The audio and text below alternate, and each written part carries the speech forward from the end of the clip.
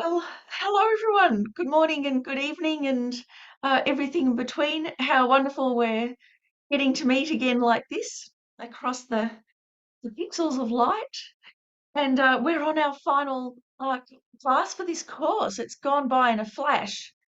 For me, I don't know about you guys, but and at least we've had enough time to have some nice discussions as we've been going through. So in this final class, it's the easiest one, or probably the least ambiguous one. I kind of thought we'd start with what habits are, and then straight away what creates our habits, which is our mind, all of those processes within our mind. And then last week we talked about speech, how we communicate with others, our inner dialogue that's going all the time, whether we're aware of it or not.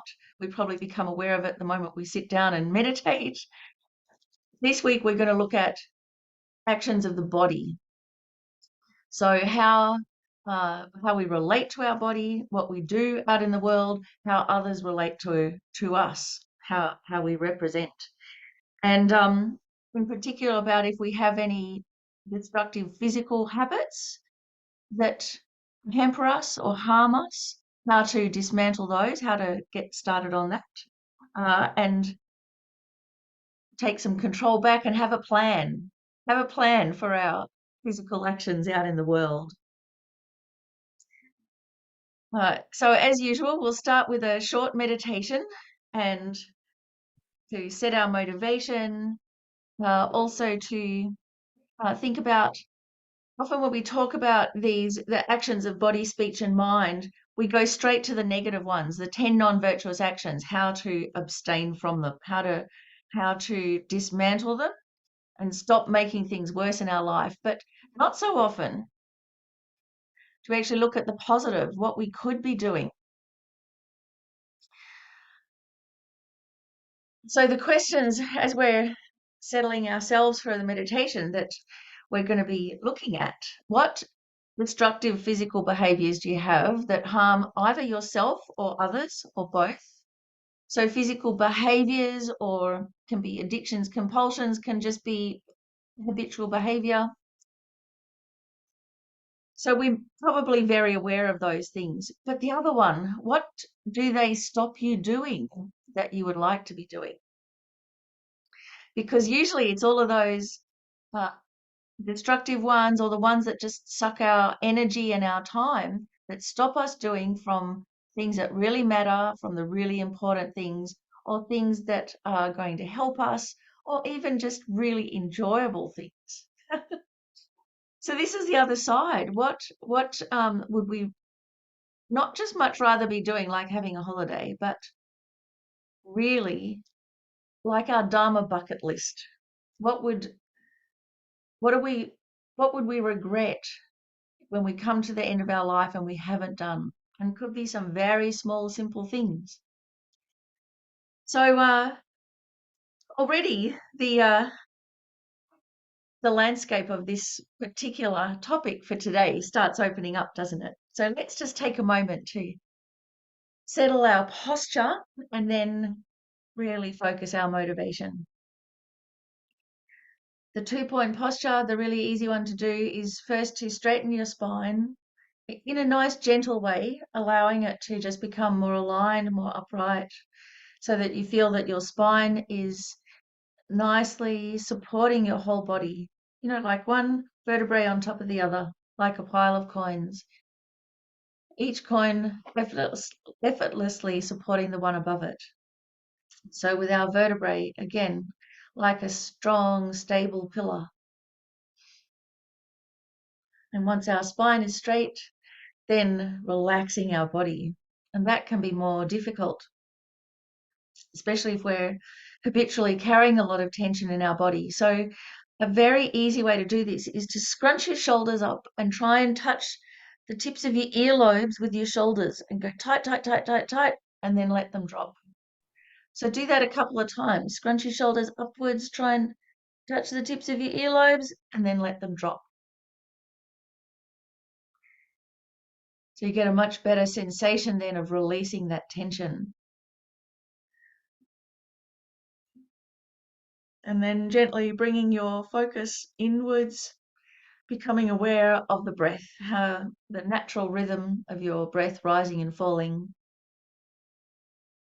without needing to control your breath in any way, letting the body breathe itself. Just become aware of the breath. And anything else that arises in the mind, put it aside. Just sense the cool air that comes in through the nostrils, how it's a bit warmer when you breathe out. Notice anything else about the breath, the rhythm of your breathing.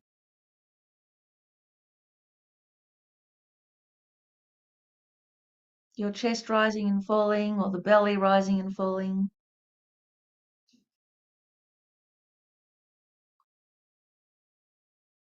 Even possibly the sensation of the clothes on your skin as you're breathing. Try and stay with the sensations of each breath from beginning to end.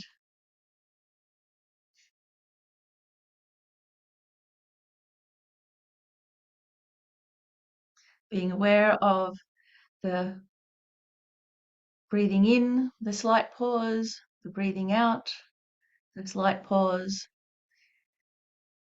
Having your attention tethered to the breath in this way.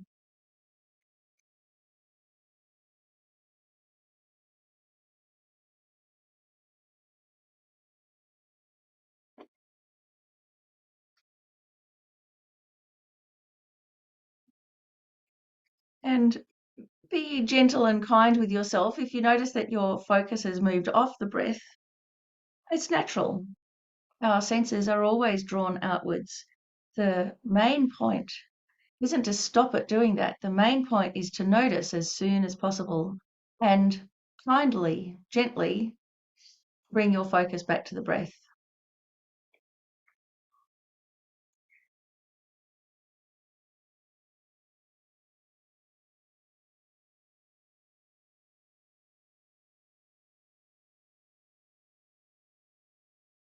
Whatever else arises in the mind, just let it be without getting involved, just being involved with noticing the breath.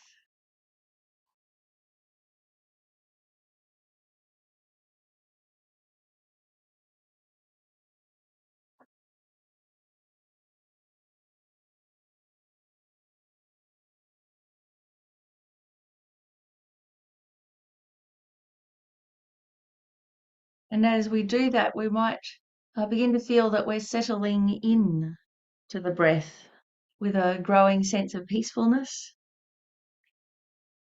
We're aware of the changing nature of our mind without getting caught up.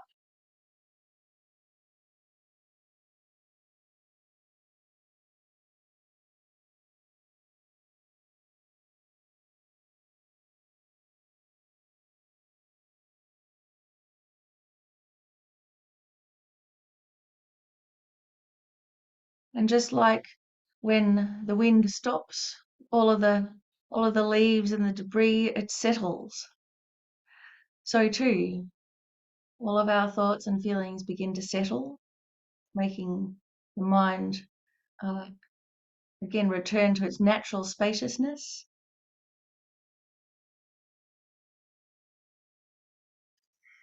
And within that spaciousness, we can adjust our motivation.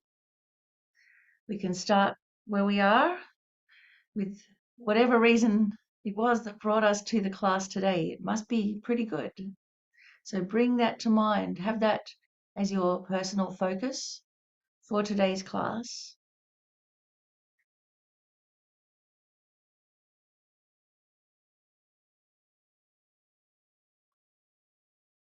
And it might be a destructive physical behavior. It might be something that you wish you were doing but have so far been distracted or hampered from doing it.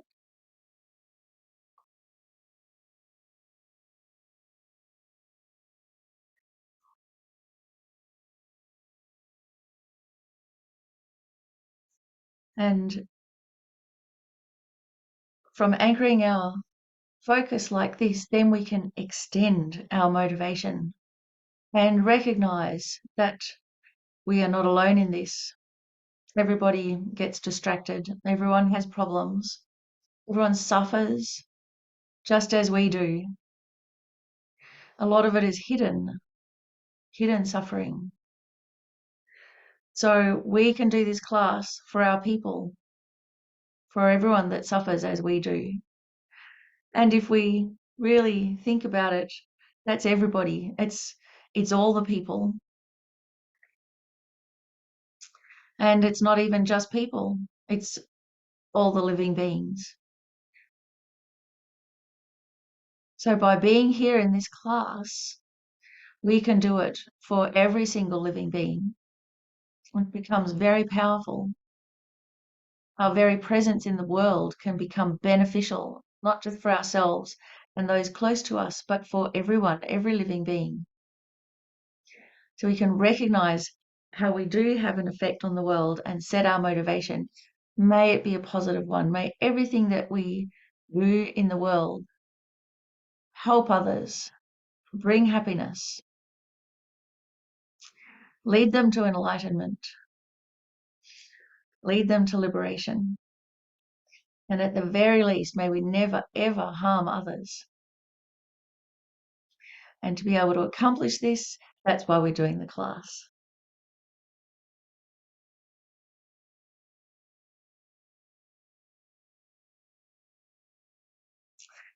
And so with this motivation, take a nice deep breath in through your nose, out through your mouth, bring your focus back to the room. And so while I have you all here, was there anything that came to mind immediately about a destructive behavior that you want to stop, or something that you're being distracted by and not being able to do, a positive thing that you'd like to be doing? So anything at all that came to mind. Well, Sheil, I don't know if you had your hand up on purpose there or not, but anyone want to share? Uh, Sorry, or too Miffi. shy? Sorry, Sheil. Miffi. Yeah, I actually wanted to ask you clarification from your last session that you did that I wasn't able to join in, but please let me know when is a good time to ask you, because I don't have a connection to what you want to ask right now. Oh, okay. Radio. Maybe a little later on in the class, Sheil. That'd be great. Yeah, Yes. yeah. So who has things? I mean, my one, we were just talking before about what time we naturally go to bed and naturally wake up in the morning. So I naturally go to sleep at about 2 a.m. and I naturally wake up at about 10. But in the at Lungery Tungpa Centre, I actually have to wake up at 8 to be able to get there in time. And so I'm just always sleep deprived. And everyone's like, oh, you're sleep deprived because you're so busy. But actually, no, it's my own fault. I just can't go to sleep that early. And so I will be pottering around on the laptop doing stuff for Lungery Tungpa Centre while I'm watching bad TV. It's got to be a bit boring so I could keep on doing admin work and things like that. But it gets to quite late and then it's like, oh gosh, I've got to do my prayers and my commitments, and then I start falling asleep doing my prayers and the commitments, and so then that kind of drags out quite long. And so by then it's really late and I go to sleep and I go, like, I've done it again. Here I was trying to go to bed at 11 and it's 2. And it happens every single time. So just in terms, it's a really simple kind of thing, but we know the results of sleep deprivation, don't we? So it has this big effect. It's not that it's very negative at all, but I know that then it takes energy and time away from other things. And it's a habit and it's so ingrained, it's in my body clock. So, I mean, that's just one thing that then it has an effect on everything in my life and everything in the life of Lungery Tungpa Centre. So now suddenly it's a big deal. Yeah, Sheil. I could certainly relate to what you're saying about being a late sleeper. It's a habit that I am really trying very hard, and I just get defeated time and time again because I just love the evenings, and I I like you, lose track of time sometimes. And one of the things that I really want to change the habit of is I really want to infuse exercise into my daily routine. And it always becomes intentional that, I'll start it and then I don't know what happens, but I was listening to an amazing podcast and about from a neuroscientist, and she was just like drilling how important exercise is. And I'm like, I got to infuse this in my day. I Yeah, have to. I know, I hear you with that too. But I've never actually been successful about that, I suppose. So, yes, again, so like when we were talking about in the very first class about habits, that if we come at it from the outside inwards of just like, okay, I've got to change my physical habits, it's not going to stick. We have to change our mindset, what's happening in our mind first, and then how we change our behavior will be long lasting. But generally, what happens is we end up working from the outside inwards and we don't necessarily get to the inwards. So we just try and change our physical habits by force or by willpower. And that only works when we have energy. But the moment we get sick or we get exhausted, overworked, or sleep deprived, all that goes out the window and we fall off the wagon. And then we compound it by being judgmental about ourselves. So we've got quite a it's not a helpful habit pattern that we have already in trying to create a positive habit, physical habits for ourselves. And the main reason is that it doesn't start with the physical thing. It starts with our mind. And that's why I've left this class to the end of the course for that very reason, so that we have the background. And so now when we go and work on our physical habits, we'll have uh, we'll have some strength behind it and it'll be able to be for the long term. So for instance, with this one of sleep, one of the things, of course, when we want to change a negative habit is to uh, really recognize the drawbacks, but then also recognize all the benefits of if you got enough sleep. So I remember talking to one of the directors of a FPMT centre, Philippa, in one of the New Zealand centres. I think it's Chandrakirti Centre. And I'm like, how do you get everything done? She's just a dynamo and she never gets tired. And I'm like, wow, she must be like Lum Zopa and never sleep to get everything done in her center. And then I found out she slept 9 hours a night. But because she was so well rested, she could just go, go, go for the rest of the time. Blew my mind. Yeah, Shannon. I can relate to what you say about trying to change habits. Like I'm trying to do a doctorate and my motivation goes up and down, and I get up early, and instead of sitting at the computer and getting some work done, I scroll through the internet or play around, and then I go to a cafe that opens at 5:30 to read the paper and have a coffee and say hi to the regulars. Then I come home, then I kind of mope around, and I'm on track, but I'm not as doing as much as I could be doing because I don't have good habits with my study. Yeah, I hear you. That sounds like the life of a writer, doesn't it? And it's probably because it's a mixed bag. So within that are some really helpful things, but also some distracting things. And so then normally we get really hardcore and we go, right, I'm going to get up and I'm going to exercise, I'm going to sit down and meditate, and then I'm going to sit at the computer and do my thing. It's so tight and there's no room for anything. But within that, if you analyzed what you were doing and why and found the benefits, you could tailor the experience. So, for instance, there is something very helpful about working in public. So working in a cafe, in public, so you don't have to interact with people, but you have this sense of company, but also of a watcher. And that helps us focus. It helps pace us. It's kind of a well-known phenomena. So that's why we kind of gravitate to do that.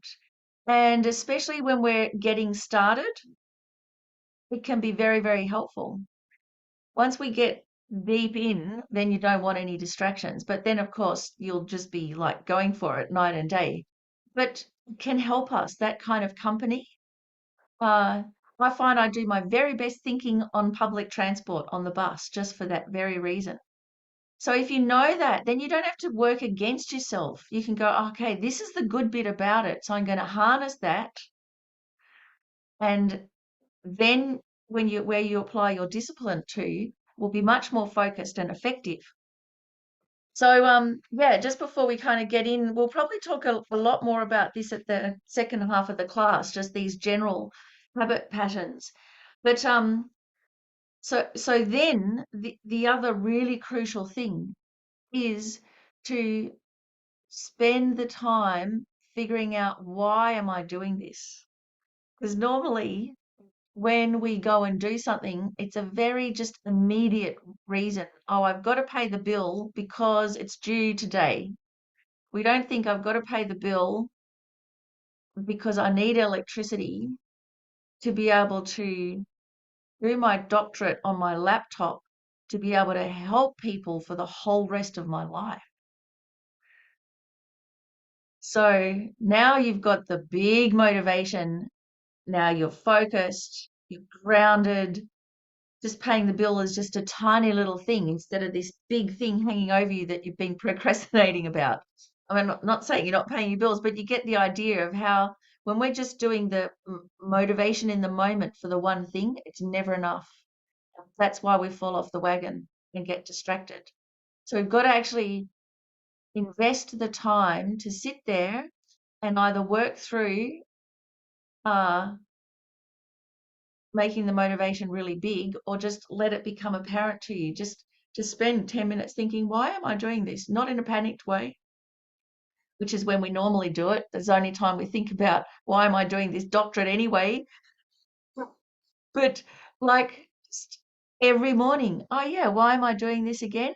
Until you get to, I am doing it for all living beings, but in this really sincere way, so that you kind of, from being focused tunnel vision like this, you're lifting up your awareness and becoming aware of the entire context of it, and how your doctorate will be able to help you and help others. And now suddenly there's the inspiration. Then you go to work. So I'm just saying this because I know how you feel, and I suffer from procrastination. And these are really, this is the long-term way of being able to deal with that.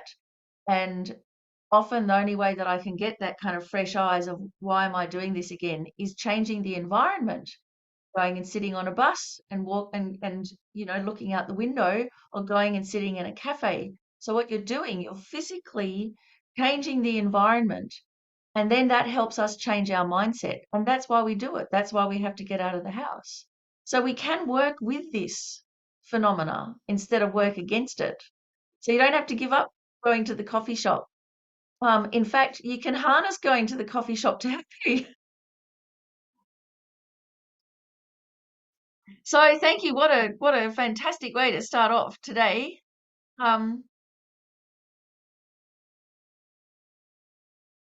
As just a introduction of what we're going to look at. As we know, taming our mind is a huge challenge, and thank goodness people can't really hear what's going on in our mind. I mean, sometimes we can hear but most of the time, luckily, it's quite a private thing. Disciplining our speech takes a lot of effort, a lot of presence of mind or mindfulness, and really developing our discriminating awareness, being aware of all the different ways of communicating, It is the main way that we actually interact with others in the world, so it has a huge effect. And also speech is cheap now, so there's a lot of it going around having huge consequences. So it takes a lot to discipline our speech. But here's the thing. We can very easily clean up our life by restraining our physical activities. So we all like a shortcut, we all like an easy way. And in this context now of setting in place, taming our mind and disciplining our speech, then cleaning up our life with just how we physically act is relatively unambiguous. It's fairly simple. We can do it pretty easily. We can get help to do it as well. And it will have a big effect on us. So, non-virtuous physical actions, the obvious ones, just like in this picture. Any physical actions that bring long-term harm or suffering is counted as non-virtuous. Because remember, something is virtuous if it brings long-term happiness.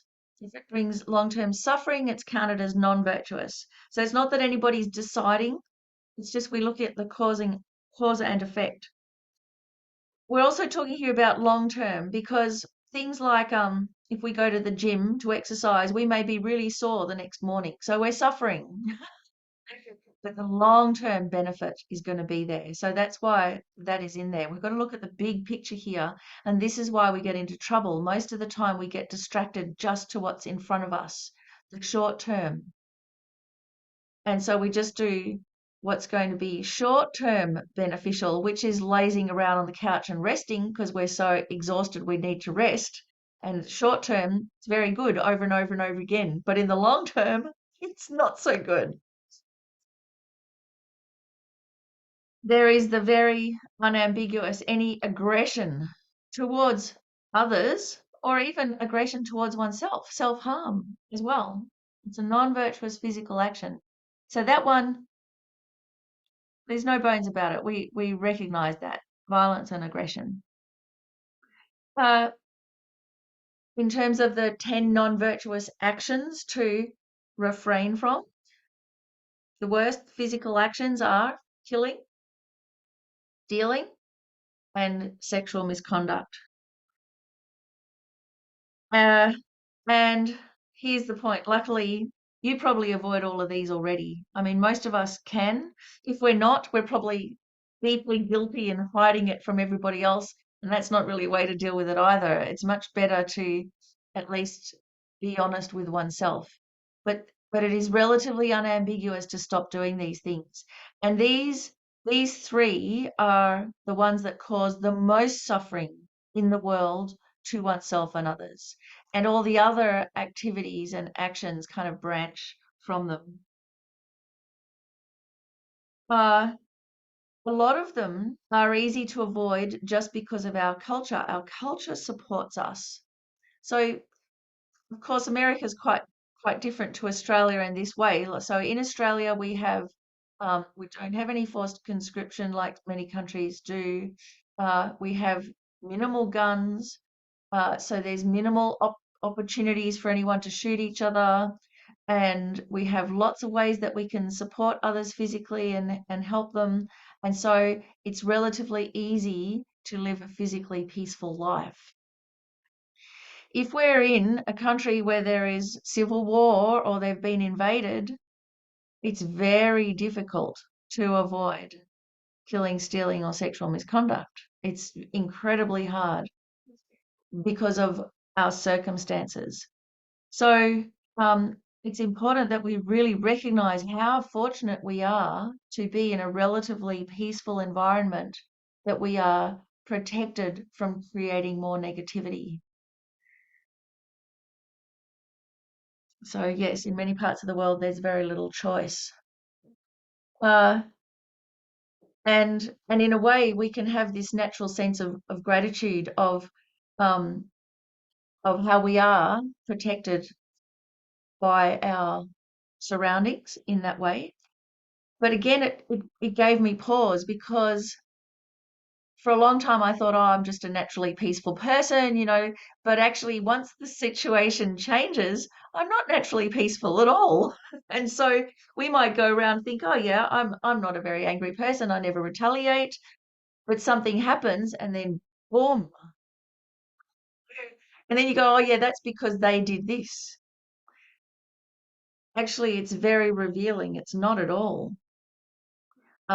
It's because our circumstances changed, then it woke up a spontaneous reaction that might have been quite negative. And then we go, oh yeah, that's an exception because the circumstances, but actually the potential was in us all the time. So it really gave me pause of, I don't know my own measure. How do we know the measure of our activities until we are actually tested? So I would often look at people and think, oh, I wouldn't act like that. That's no good. But unless you've been in the situation and been under all the similar kind of pressure, you don't know. And then that made me feel profoundly uncomfortable because I don't know how I would act in an emergency. I don't know how I'd act in a bushfire. Would I save everybody in the house first, or would I just run and save myself? I have no idea. I haven't been tested in that way. So very few of us have that kind of confidence. So we think we're okay, but we're actually quite unstable. It's not until we've gone through some really traumatic thing and we have acted well that we get confidence about ourselves. And here we are, we want lots of confidence and we try and get it by giving ourselves a pep talk here and there or whatever. But actually, where do we get our confidence from? You look back over your life to the difficult things that you went through where you didn't retaliate, you didn't harm, then you know your own measure, and naturally you have confidence in yourself. The other thing, of course, is if we're looking back now over our life, we might be regretting some harmful actions, and it's good to have the courage to regret rather than to just cover it up and go, oh, well, I meant to do that, or it wasn't so bad. Have the courage to look at them because we can do something about it. We can purify them, which means we can change the karmic outcome. We can't change what happened, but we can change the result.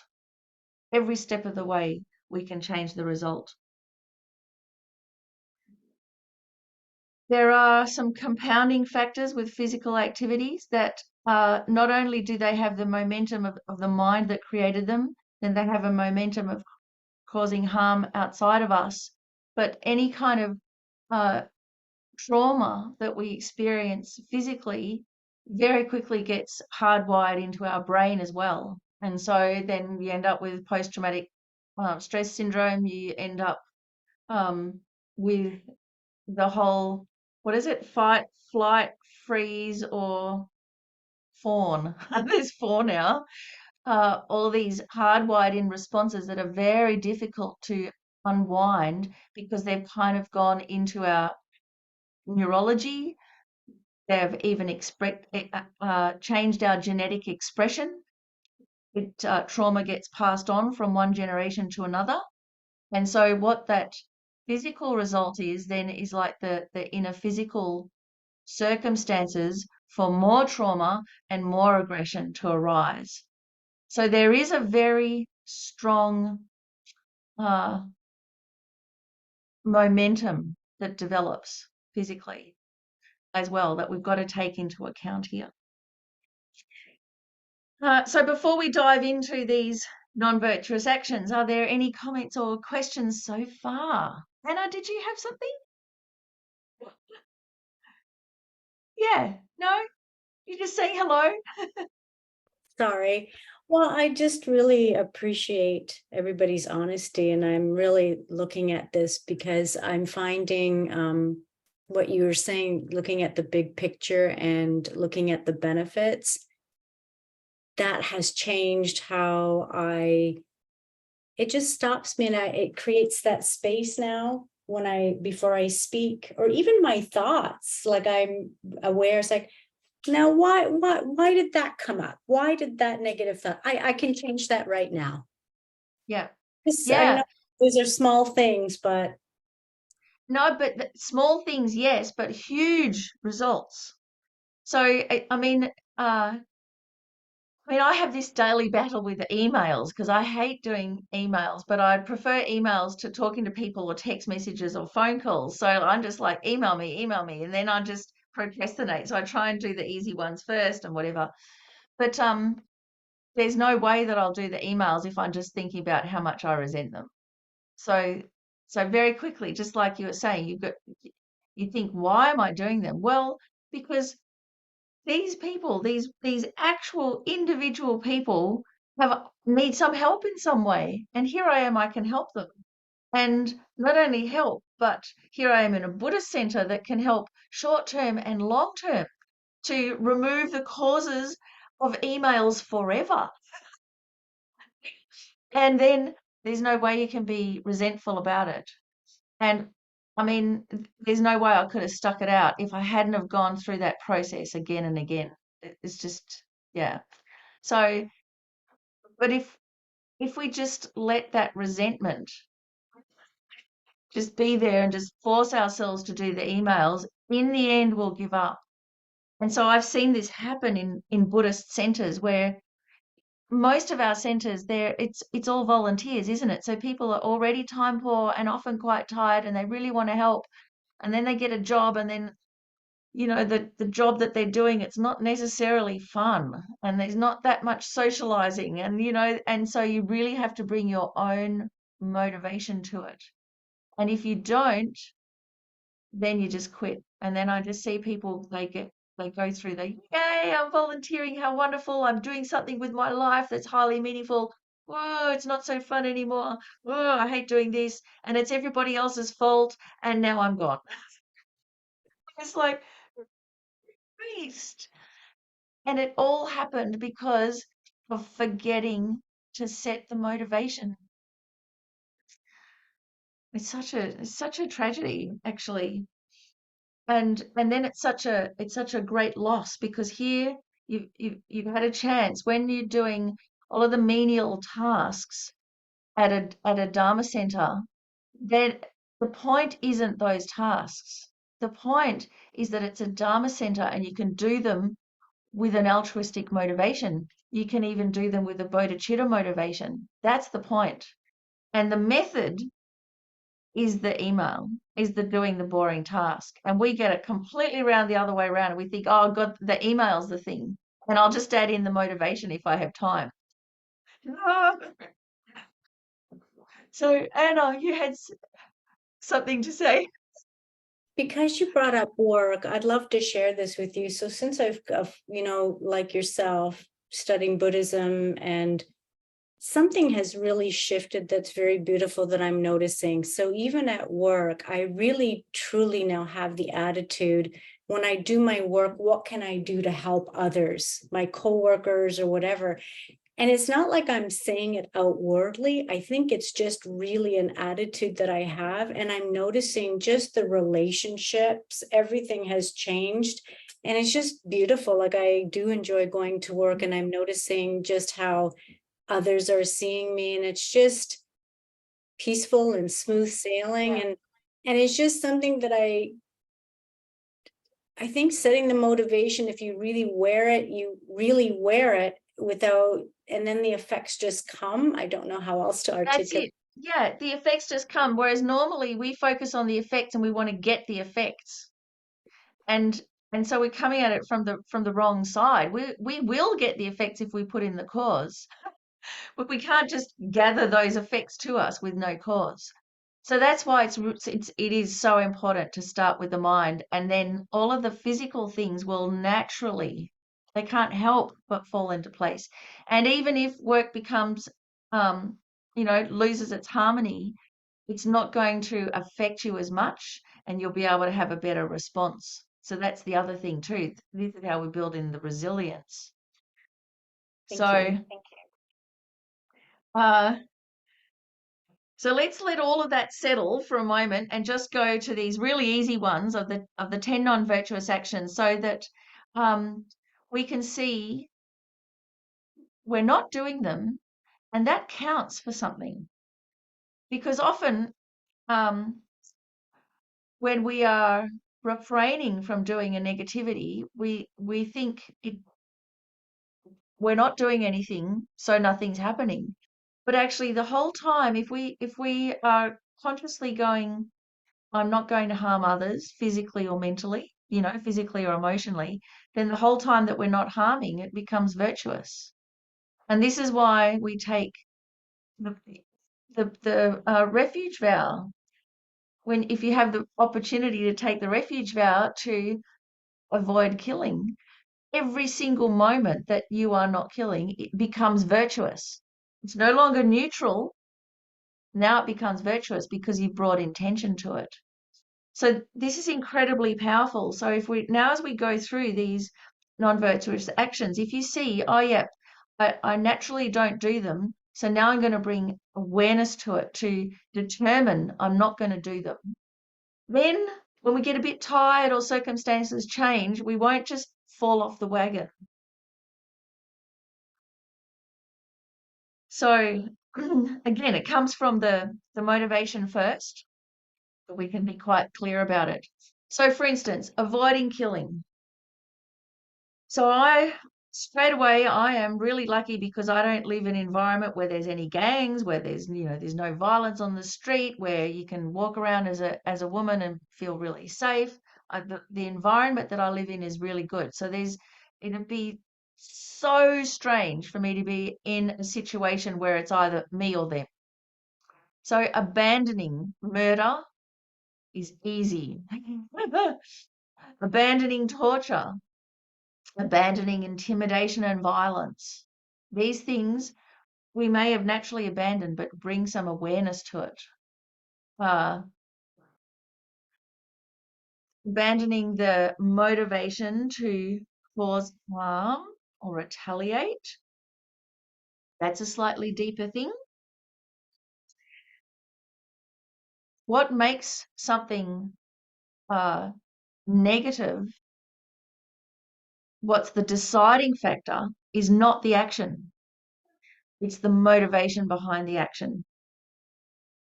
So for instance, if you have a kid and they're about to put their hand into the fire, you slap their hand away. And they might cry, go, oh, mummy hit me. And yes, you did physically. You slapped their hand. But the motivation wasn't to cause harm, was it? It was to save them from the fire. So the motivation is what you'd call fierce concern. It's from intense concern for the welfare of the other, that you're even willing to have them hate you for a moment because you slapped their hand away. So it's not just the physical activity, it's the motivation behind that activity. And so what happens to us in the affluent West is that we can do lots of little tiny harms just through being quite slack without bringing any awareness to it. And that repetition, it normalizes violence. So that's the thing to be aware of, that the repetition of lots of little things normalizes it. So if you get cranky and you slam the things down on the table each time you're cranky, that normalizes that expression of aggression physically, and it hardwires that in. And so then it becomes more likely that when you're more stressed, you will slam things down harder. So then you end up kicking the wall or kicking the dog. And then that becomes the normal modus operandi. That normalizes everything. That's just what we do in our family. I'm just letting off steam or whatever. And then it becomes that much more likely or easier that then when things get even more pressurized, that now you're going to hit the person. So from what we can do instead is to minimize that physical expression of the little things. So I've put in here intimidation and violence. That's just because most of us are not killing other human beings. And this is somewhere that we can work on. It's not strictly this. The main thing here is to avoid killing other human beings because of the potential that you cut off by killing a human being, which could be a perfect human rebirth. Now,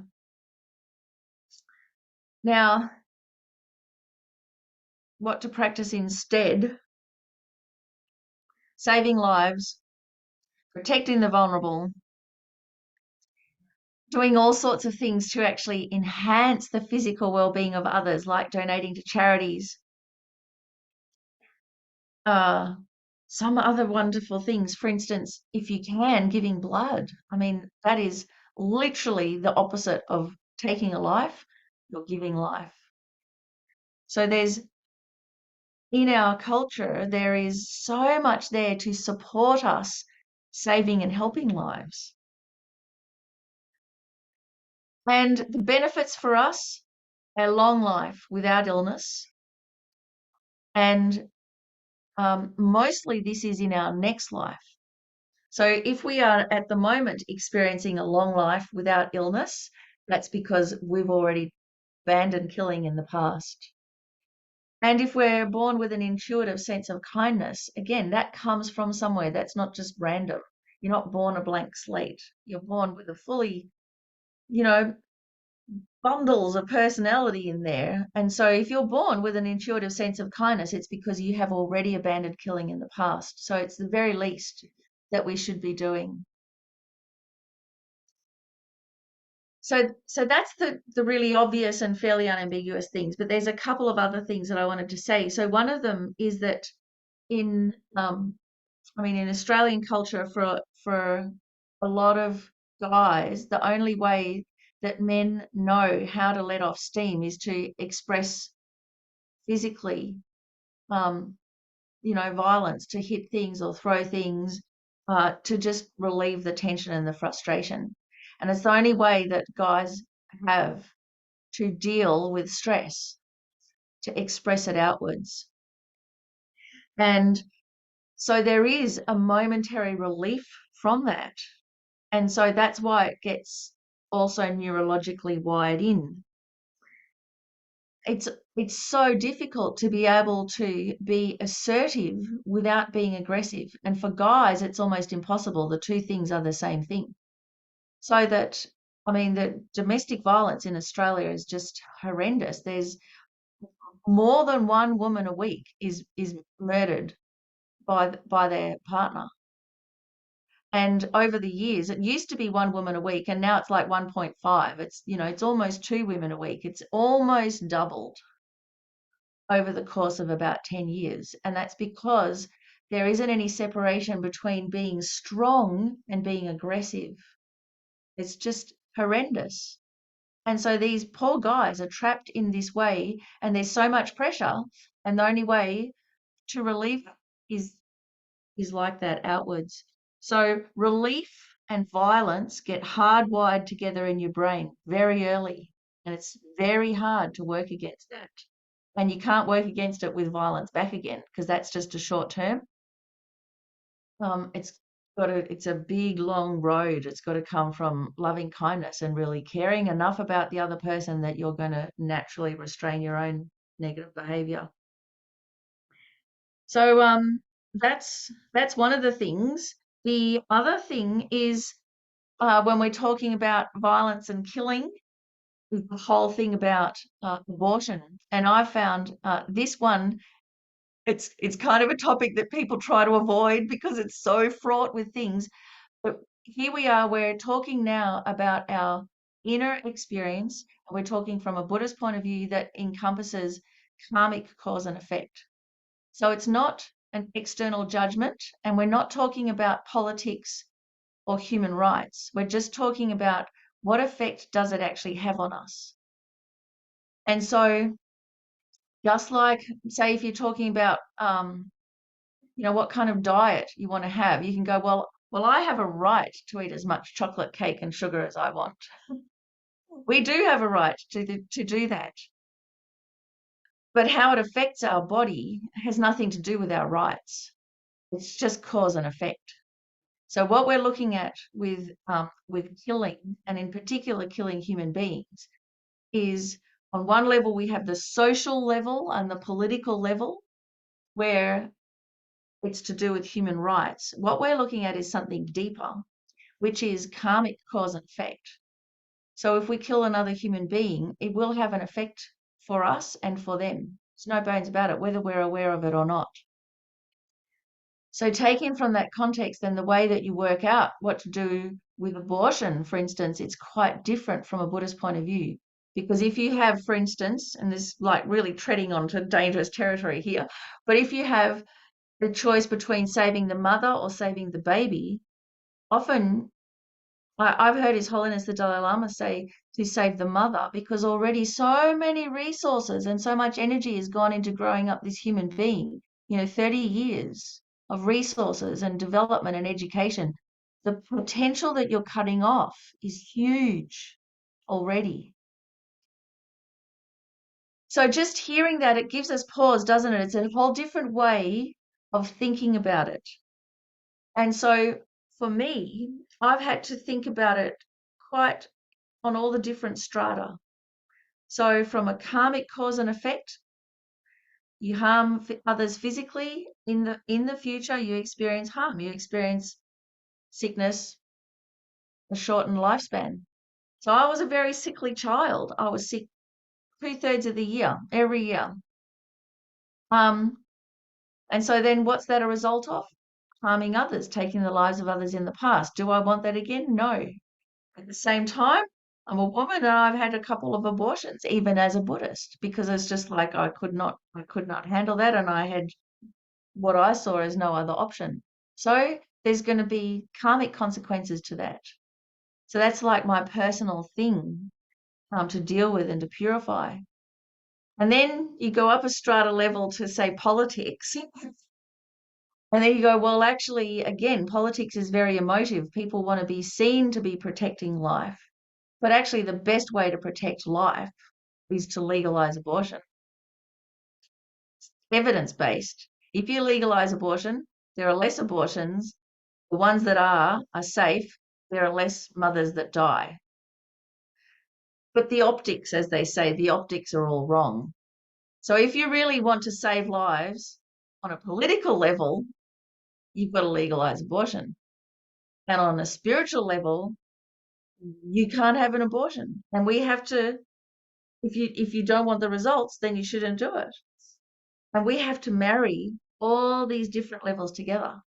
So what I've found is the crucial thing is to not mix the levels up. That's what we have to do. We've got to deal with each one really clearly. And of course, with an emotive issue, it's so hard to keep our mind on track being rational about it, because it's so fraught with meaning and projection and assumption and all sorts of things. A really other similar example is like, for instance, for heroin addicts to have safe injecting rooms. So that's one way of minimizing heroin use and of making it safe and minimizing deaths and overdoses, minimizing crime in the environment, everything. It has fantastic results. And yet no suburb wants it in their suburb. And no politician will ever campaign on free injecting rooms, because the optics it's a counterintuitive thing. And people don't respond in a rational way, especially when they're emotionally involved. So for us, we've got to really slow it down and at least figure out the different strata levels and not mix them up. So how are we going, everybody? Good?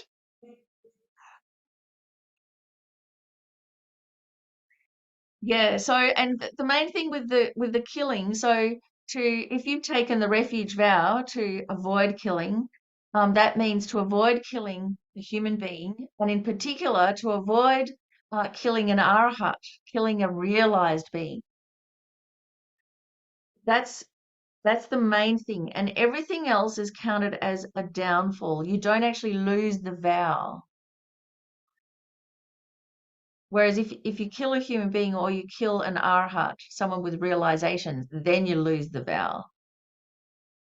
So again, it's from a very particular point of view. It's not just a blanket indiscriminate kind of thing. And it comes down to the motivation. And I mean, even in our law, in the legal strata level, there is a recognition, there's a difference between murder and manslaughter. There's a difference between someone who accidentally runs over someone or someone who purposefully does. It's right there. It's the same physical action with the same terrible result, but the motivation determines how bad it is. So that's recognized on our legal system, but also karmically. It's like that too. Yeah, Anna. Thanks, Miffi. We don't have to address this, but I'm just going to throw out the question. I think Okay.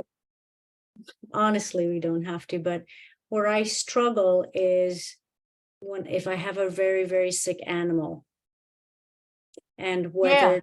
euthanize or not to euthanize. And I know the Buddhist perspective is not to.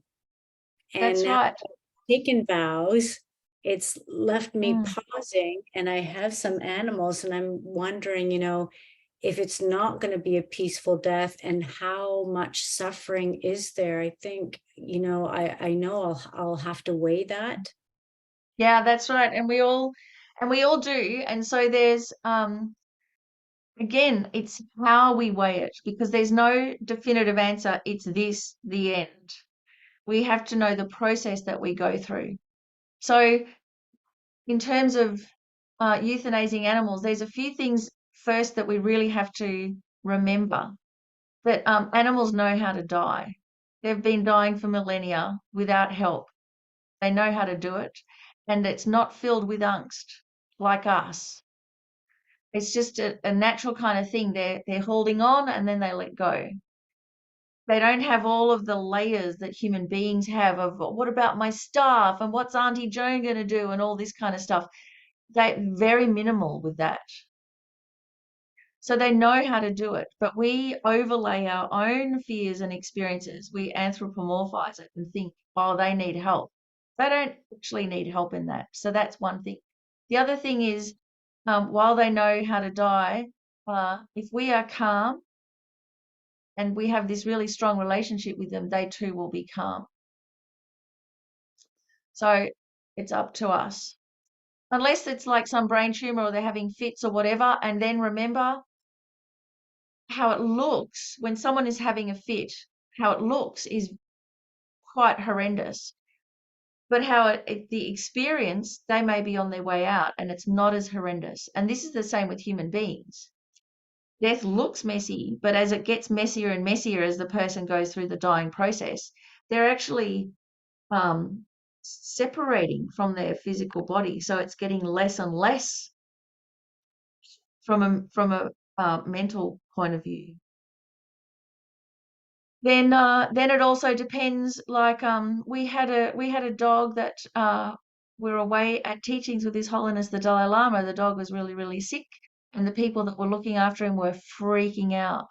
And so, in fact, the dog was euthanized on one of the days of the teachings because the person was freaking out.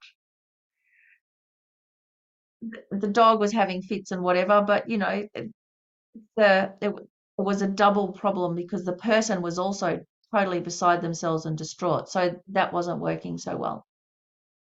There are ways that you can say mantras, you can set up the environment. And it's very unkosher of me to say in a Buddhist environment, but you can have vets that come and do home calls and can euthanize your animal in your own home. So you can have mantras playing, you have a stupa there and everything. Lama Zopa Rinpoche would just die of distress if you heard about that. There's no way. Lama Zopa Rinpoche is like, no way. Don't deprive a being of its life. for us, each one of us, we've got to find the level that we're at. And so the level that we're at is how much we can bear. And this is where we really want to be able to bear more. We want to be able to bear the suffering. What actually most people put their animals down, why they kill them, is because they cannot bear looking at the animal suffering. It's not to do with the animal suffering, it's they can't bear watching it. They can't bear experiencing it. So we've got to be very honest about that and include that in the decision. And then recognize that, of course, you're killing your most favorite pet because you don't want them to suffer. So the motivation, it's good, but it's mixed. And so the result is going to be good, but mixed. And so karmically, you've got to be prepared to wear the result. So you might be, yay, I've met the Dharma and I'm in a Dharma center, but oh dear, I have the world's worst health my whole life. You just got to suck it up because that's a karmic result. It's a mixed bag. So you see, the way that we're negotiating our way through it is really different. It's different from an order, it's different from a worldly way of analyzing it. And I think that's the big thing that often from a Buddhist center, when we come to this life and death matters,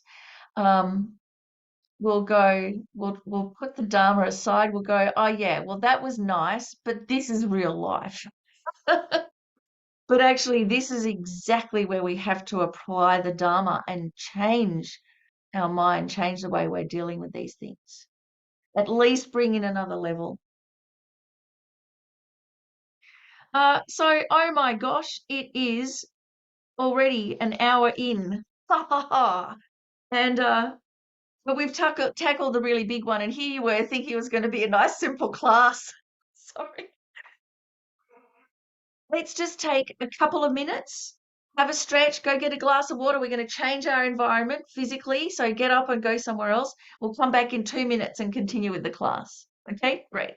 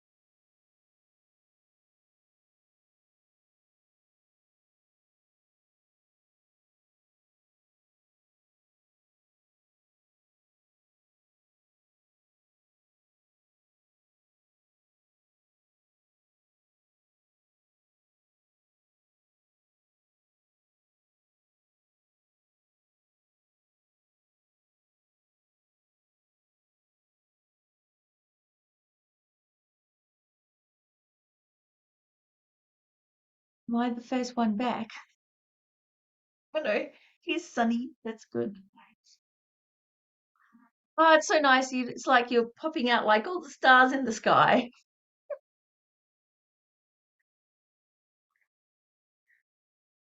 Rightio. So clearly, as we're going through this one of physical activities, we're just scraping the surface, but it's something to go on. And anything where you're feeling quite emotional about, that's the cutting edge right there. So I would suggest write it down, like journaling. Get all the thoughts out. You know how Venerable Robina says, speak it out. So write it all down without censoring yourself. And then that way, then you can look at it and see all the different angles and thoughts and feelings and start working with it.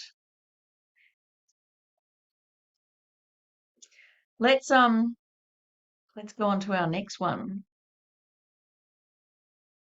which is to avoid stealing. So stealing is taking that which isn't freely given. So taking things that aren't common property, taking things from either individuals or communities, and in particular motivated by either attachment, wanting the thing, or wanting to separate others from the thing, like to take it away from them so they suffer, separate others from their objects.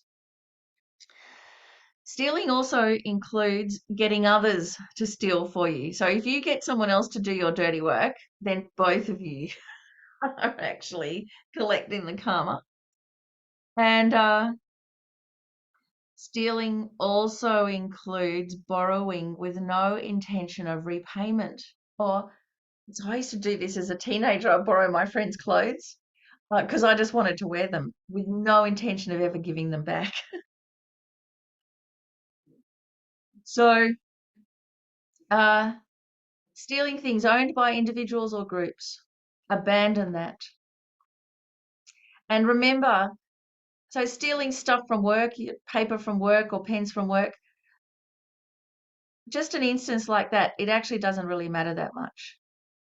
But what matters is that it normalizes it for us. And so those little things build up. So normalized, just something like this, it doesn't matter. Just a little thing here, it doesn't matter. Then bigger things start not mattering. And so one of the main studies that they did about what happened with the great financial crisis, with all of the stuff happening behind the scenes with the stock market and all of the fraud and everything, it happened because there was a culture of normalizing fraud. Just little things, just fudging the figures here or just doing a little tricky thing here and there. And it just escalated over time until the really big thefts, frauds were happening and no one even noticed. They just thought it was normal. So for us to keep our perspective and recognize, yes, stealing little things in the scheme of things doesn't matter, but it's, in a way we can think of it, it's rewiring our brain for theft. And once it's hardwired in there, once it's normalized, it's very difficult to shift. Borrowing with no intention to return and late payment of bills, so they're getting into the grey area there. So when we don't pay our bills on time, we're depriving others of what's actually theirs. And so what it means, the karmic result of that is that, that we never get to finish anything. So what to practice instead of stealing is to practice not just generosity, like give away all your stuff. That's indiscriminate. What we want to do is to give according to our means. So if we have very little physical stuff, then we give proportionate, what we can spare, and a tiny little bit extra. Not everything. You might have the wish to give everything. Keep that wish and then give according to your means. And think, by me giving this bit now that I can happily give without regretting it later, may I be able to have enormous resources so I can give everything without it hurting or without negatively affecting my life. So the thing with giving according to your means is that you separate out the wish of generosity from the stuff of generosity. And once you can do that, it's fantastic. It's all smooth sailing. What else to try and do with what to practice instead? Make sure you give to causes that inspire you. So not things that you should or feel pressurized to, but something that every time you think about, yeah, I gave money to, we've got here in Australia something called the Fred Hollows Foundation, which does incredible work about restoring sight, and especially in Nepal. And so whenever we do Nyungne retreats here, we'll always donate to the Fred Hollows Foundation because, you know, opening the wisdom eye, Chenrezig's all the 1,000 eyes, the 1,000 hands and the 1,000 eyes. And so then also to literally open the eyes and help others. And so every time I think about giving money to that, I'm happy. So that's how to practice the generosity, so that every time you think about it, you go, yes, that was worth it. I'm so pleased I donated to that, rather than, oh, I gave too much and now I don't have enough. And the worst thing that we could possibly do is regret practicing generosity. The other thing that can happen is that we may not have money to give, we may not have goods or food to give, but we've got time. We can give our time. We can give our sincerity. We can give comfort. So that's also generosity. And especially in an affluent society where people have stuff, people don't need any more Christmas presents. What they need is company. Everyone's so lonely. If you give your time, you give comfort. That's huge. And of course, the other thing is if you can give education. So if you can help others, if you can help others with their budgets, if you can help others learn to read and write, if you can help others learn how to apply the Dharma, if you can help others try to be happy with what they have, or see the good in a situation. So anything to educate others. And of course, the best education is Dharma education, education of the mind, education of the heart.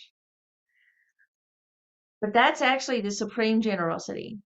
So we've got abandon stealing, but then practice generosity and really try and practice not just making others feel comfortable or giving them a nice present, but giving them something that's going to be really useful.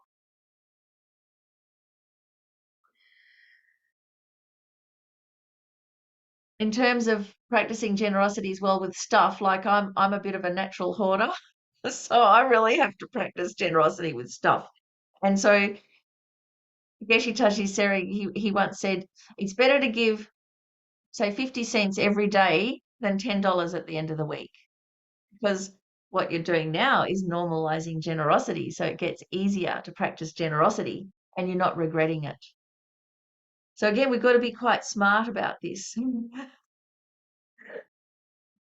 The benefits, of course, of abandoning stealing and then practicing generosity is that immediately material wealth comes very easily to you. But in the future, mostly in our next life, we will have all the resources that we need. We'll have enough resources. So if we find now in our life that we don't have enough resources, it's because of having stolen in the past. And so we can do something about that right away. Yeah, Sheil, you've got a question.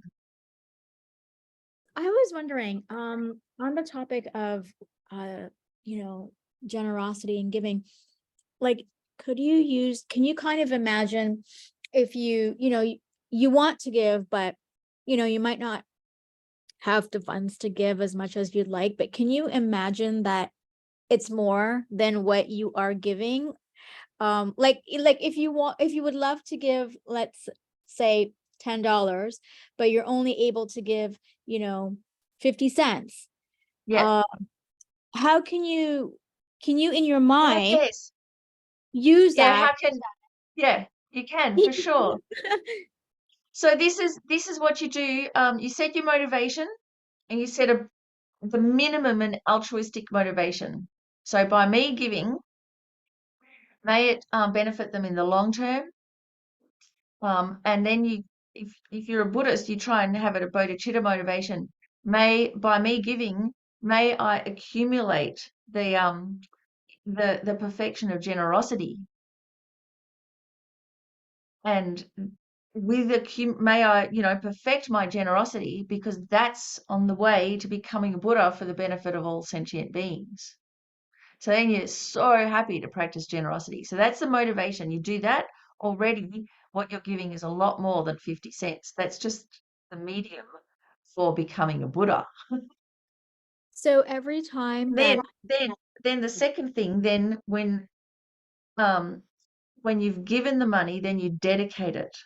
So then you dedicate, by me giving this 50 cents, and you've got a bodhicitta motivation, you dedicate, may the benefit have the short-term benefit, medium-term, long-term. May those people benefit those people. May those people benefit those peoples. May it create harmony in the world. May there never be any famine. May I accomplish the perfection of generosity and become a Buddha to liberate all sentient beings. So that's one part of the dedication that makes it very strong, and it will last from here until enlightenment, merit, unless you destroy it with anger. And so then you've got to seal it with emptiness. You've got to remember dependent arising. Thank you, person being there to help me become a Buddha for the benefit of all sentient beings. And you've got to remember emptiness. The giver, the recipient, and the thing don't exist from their own side. They're empty of inherent existence. If you remember emptiness, then that merit is sealed. so And these then that 50 cents can become, giving that 50 cents can become the cause for your enlightenment. Wow, I think when this gets recorded onto YouTube, I will have to write this down because I've completely forgotten it. But is this something that we could do every time we're being generous, like we're giving food or we're giving? No, every time this is what we have to do. And on top of that, if you have an initiation, then it's not just you giving, it's Tara giving. You make it even bigger. And it's not just you, Tara, giving to that person. It's you, Tara, giving to Tara there in front of me. I see. And you do that every time. Because actually, if you don't, the whole thing is wasted. You're just given 50 cents. Now you're down 50 cents. And that person, they'll just go spend it on beer and whatever and bash up their wife because they get drunk. So, what's the point? If we just leave it on the ordinary level, there's no guarantee it's going to even benefit. So it's a wasted opportunity. And even if we do it with kindness in our heart, it's still going to keep us and them in samsara. It's a wasted opportunity. So this is what we have to do every time. Is this something that you personally practice? I try to, but I don't. I'm not very good at it, but I try to. Okay. And so what I find is you've got to set it all up before you leave the house. Don't leave the house without setting this all up in your mind, because in the heat of the moment, it's quite difficult to remember. But I've built in some little hacks, life hacks into my life. So like with clothes, because I brought bright clothes so people pay attention to me. So then I have all these, dedications in my mind by people paying attention to me. May they make a connection with the Dharma. May I make a connection with them. May I bring happiness and not harm. All of those things. So I have it built into what I do in my day to day. But no, I lose my presence of mind very often. Thank you, Miffi. So benefits, material wealth is easy and you have enough resources. So this is the thing to work back. If we want material wealth, we have to put in place the cause. This is what we have to practice. This is what we have to abandon. It's the only way to go about it if long term.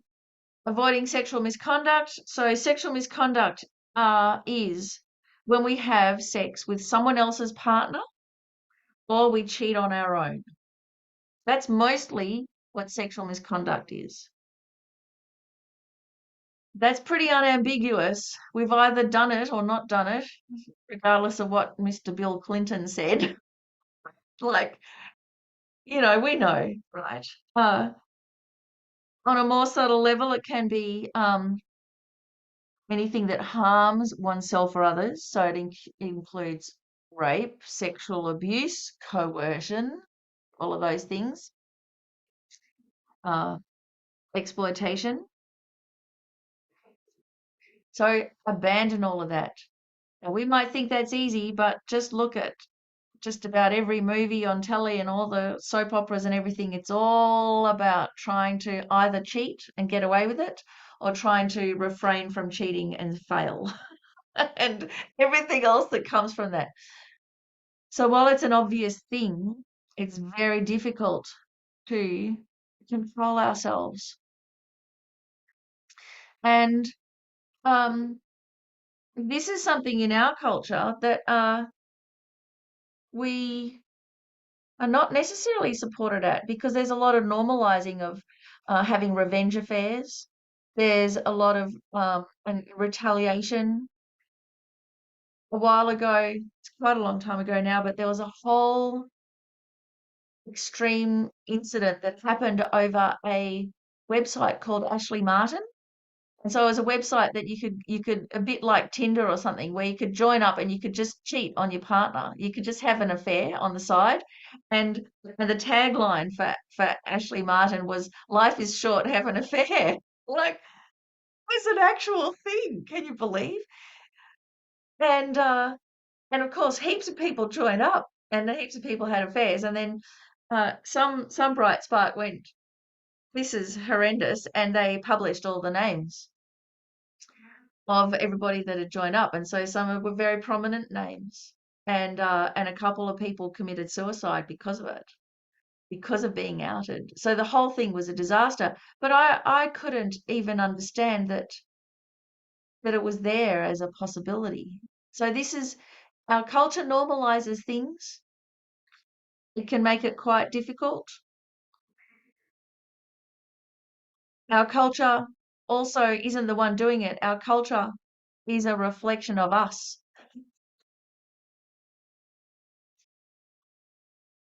So what to abandon? Cheating on your partner, cheating with someone else. And then all the ones of where it's more all about me and forget about your benefit. If you abandon that thought of it's just all about me, the benefit of that is that you'll feel less hollow inside. What to practice? To treat others with respect, just as a general thing. But even to just treat others with respect, that you might love someone, you might want to have sex with them, but if they don't want to have sex, then you respect them. How they feel matters to you. So that's a real difference between just outright sex or relationships. And because most of us have sex and relationships together, sometimes it can actually be much easier if you have sex apart from relationships. It's less ambiguous. But if they're together, then we have to treat others with respect if we want it long term, if we want a long term relationship.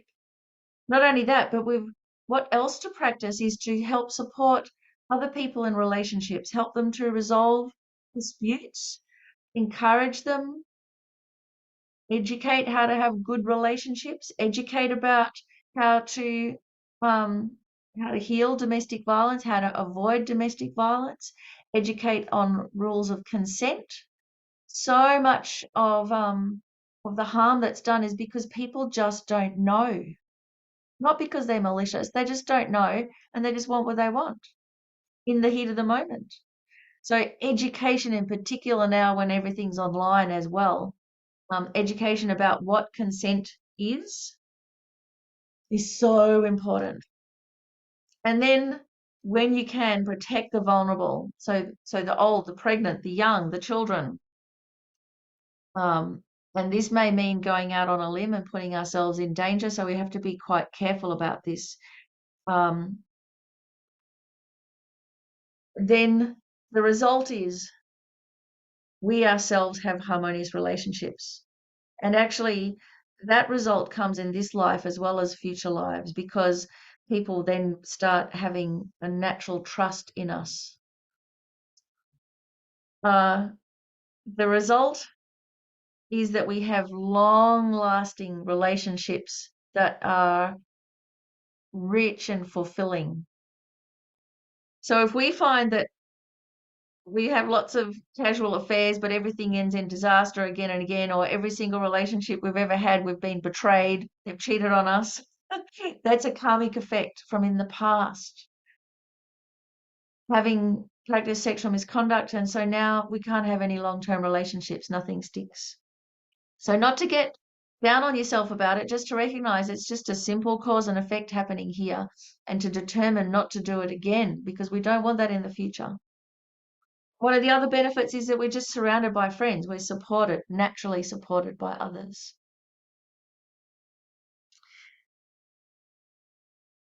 So again, it's fairly unambiguous, but easier said than done. And we have to be a bit smart when we're protecting others to find out what kind of support we have in our community with professionals, really get professional help rather than us try and jump in, because we could muddy the matter.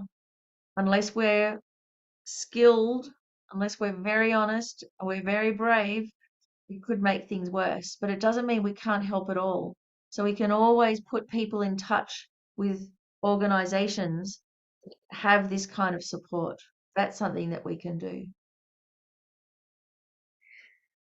So, questions, comments?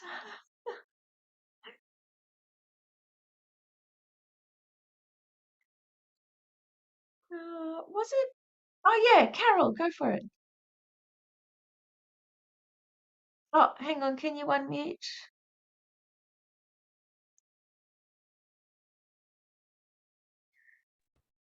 There you are. You're unmuted. I'm now. on. Yep. Yay. Hi. Well, there have been several indiscretions in my past, and I'm just wondering how to balance that karma. Have you got any tips now? Yeah. So, I mean, me too.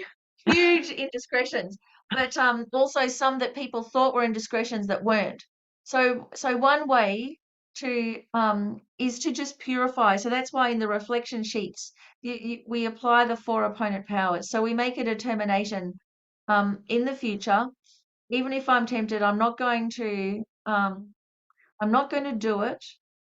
And why? Because we don't want the future results. So we have to think here, we've got to think about, yeah, I might have a fling now, but the future results are going to be catastrophic. I'm going to lose my best friend, I'm going to lose my reputation, like all of these things. So now is the time to think about, is it worth it? In the olden days, before birth control, there was the fear of pregnancy and death and childbirth. And that was the main thing that stopped women having affairs. But of course, it didn't stop the guys. So then there's heaps of rape. So now, I mean, one of the unintended consequences, now we've got birth control. And so now the great fear doesn't come upon us. And so then it's just later on, the big regrets. So, see, this is a way that we can look back at our life and we can have the courage to regret and go, I wish I hadn't have done that, because look at the mess. And so feel compassion for yourself and compassion for others, and determine not to do it again for a specific amount of time. So I knew one lady who was having an affair, and she just couldn't help herself. So she asked Veshela, what should I do? So he said, take precepts, the 24-hour precepts 3 times a week. Do it for your health, because she had health problems as well.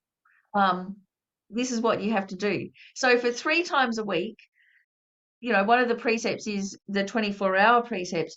to have no sexual activity at all. So for 3 days of the week, her karma was clean. For 4 days of the week, she busted out. But hey, that's better. So what that's doing is it's changing the habit and the momentum. So very skillful. He did that mostly because, she asked about her health. So we refrain for how long we can refrain for. It might be just 24 hours. Take the precepts and refrain for 24 hours. And at the end, you feel really good. I did it. So now, karmically, we're cleaning up our act. Neurologically, we're rewiring our brain. We're refraining from harm in the world. Part of also the component powers to purify negativities like this is to regret. And so we regret the harm for us in the future. It means we're not going to have good relationships. Who wants that? We regret the harm for others. Who wants to have created all of that? Then that gives us this huge incentive. Okay, no, I'm not going to do it for a specific amount of time. And then what am I going to do instead? So this is where we get a plan. So one of my plans was to not go out and get drunk. It's quite simple because one thing leads to another.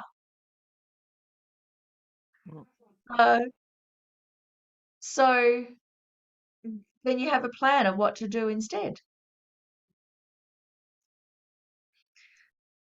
Can I just finish off on that, in that at the age I'm at, there's not that much temptation in my way anymore. So me saying, oh, I'm not going to do that again is really not going to be changing too much in my world because there's not that opportunity. Thank you very much. But it's kind of a relief. Yes. So it's just, okay. I get regret for the past. Don't think it doesn't count. What you can do is you do it in blocks. So you can go, say, for 1 year. For 1 year, I'm going to take the vow in front of Buddha, say, to be celibate, and offer that that restraint from following desire to the Buddha for the benefit of all sentient beings. That type of physical discipline and putting in effort for the health and long life of all of our gurus. And if it's easy, great. But you do it and you bring intention to it. And then for that whole year, you're creating virtue. And the fact that we kind of have less desire as we get older, it's a great relief. But why? Because we kind of figured out that our desire isn't satiated just by sex. It needs more. So then you can go, okay, well, where am I going to put my desire now? Every time I feel dissatisfied, I am going to look at the nature of dissatisfaction. And every time I'm grasping after pleasure, I'm going to look at the nature of pleasure. And so now that we've got a little bit of, we're not as insane with our hormones, we've got this window of opportunity, we can really develop some wisdom here. Also, just a word of caution here too, especially for people in Buddhist centers. As you start working on yourself and you start kind of being less driven by desire and hormones and insanity and all of those things, you might start thinking, oh yeah, everything's fine, I'm great, I don't need a relationship, I've got it all under control. And that's the moment that someone walks into your life. It doesn't matter what age you are, it may happen. And not only that, that's the time to be very careful with whether you want children or not. Because so many times I've seen people get together at a Dharma center and the next moment they're pregnant. And they're like, oh, well, it was a complete surprise. I'm like, haven't you heard about how babies are made? Like, how could this be a surprise? But it happens because we're just not thinking straight. And there's that many sentient beings wanting to get into the world that they find this nice Dharma couple's like, oh, gimme, I want to muscle in here. And it happens just like that. So you've got to be very, very careful. Don't ever let your guard down. So the again, it's looking at it from a different perspective. If it's easy to abstain from any negative behavior, we bring our attention to it and we determine not to, and the whole time, then it becomes virtuous, especially we're doing it with this bodhicitta motivation. So don't underestimate the easiness of it. So, you know, in the Vajrasattva practice, it says, for those things that are easy, you dedicate for a long time. And for those that are harder, for a shorter time, something that's doable. Yeah, so, Sheil, what else? Yes, I wanted to ask you, your last workshop that you did, I didn't understand, like you mentioned that, when we, what was it? Oh, when, like, if we are not feeling well and then we go see someone like a massage therapist, then we think that, oh, the massage therapist is a Buddha or Tara, or we are Tara. Like, Yeah. I didn't understand that analogy, and I really respect it and I really want to infuse it, but I didn't understand it. Well, luckily you don't have to understand it to do it. You can do it and get the benefit, just like if you take vitamins, you don't have to understand how they work. You just take them and you get the benefit.